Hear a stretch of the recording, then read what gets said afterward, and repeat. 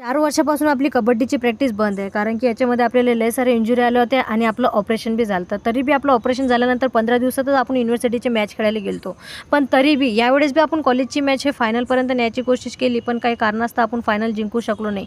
तर याचाच खंत मला एवढा वाटत जाय की डायरेक्ट बकेटभर लढणं चालू होतं आपलं. त्याच्या पहिले सगळ्यांना नमोबुद्ध आहे. आणि तर सरचा सकाळीच फोन आला की प्रीती आपल्याला कॉलेजची मॅच खेळायला जायचं आहे. मला ती इच्छा काही नव्हती, पण मी म्हटलं चला जाऊ द्या. सरनं फोन लावले, म्हटलं दोन्ही बी तर आपल्याला जाणं तर बनतेच आहे म्हटलं. सरच्या पुढे जाऊ नाही शकत. तर मी म्हटलं यांना म्हटलं पहिलेच की डबा नाही आणला रे बा, तुमच्या याच्यात खाऊ घालचा तर येतो नाही तर येत नाही. आपलं चालू होतं मग व्हिडिओ काढणं. काकाला म्हणणं चालू होतं लवकर या चला या. म्हटलं काका नाही तर बाय बाय करतो म्हटलं तुम्हाला. सगळ्यात पहिले पेट्रोल भरून घेतलं तर सरचं चालू होतं थांब म्हणे पाहू नको म्हणे किती रुपयात झालं. मी मी चष्मा कासाठी लावला म्हटलं त्याच्यासाठी लावला की मला लवकर दिसलं पाहिजे.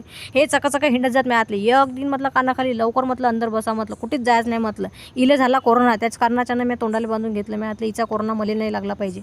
उसकता मला दिसलं हे तिकीट. मी हे तिकीट जर अति चालत असेल तर पैसे वाचतात म्हटलं माले. त्याच्यानंतर चला स्लिप मारतो म्हटलं, कारण की आपल्याला खेळा बी तर लागते. त्याच्यानंतर सरनं एवढा खतरनाक गाणे लावले की डायरेक्ट उठून बसलो ना रे बा. उठून तर बसलो गाडी थांबवली, डायरेक्ट बाहेरच बिळलो नाचायली. चला म्हटलं सर तुम्ही बी कंपनी द्या म्हटलं मला. तर सरली बी घेतलं कंपनी द्यायला. त्याच्या मन नाही भरलं तर डायरेक्ट समोर गेलो आणि चढलो त्या गाडीवर आणि चालू होतं तिथून आपलं डान्स करणं. त्याच्यानंतर म्हटलं चला तुम्ही बी कंपनी द्या म्हटलं आपल्याला. तर चालू होतं डान्स.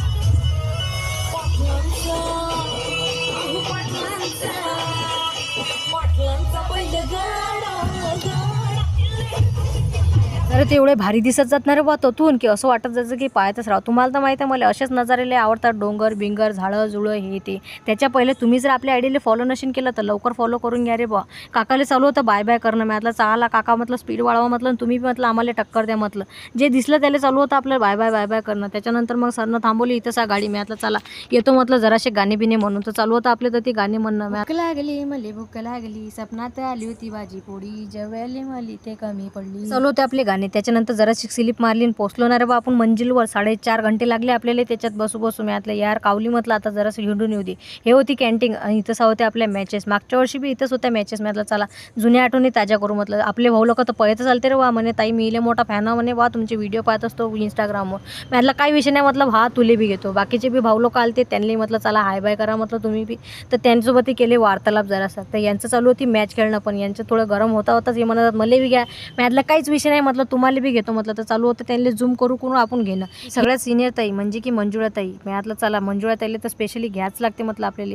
तर हे भेटले आपल्याला रूम. इथं ABCD लिहिले होते. म्हटलं चला लेकरांना तेच शिकवते. त्याच्यानंतर चालू होती मॅच वगैरे खेळणं.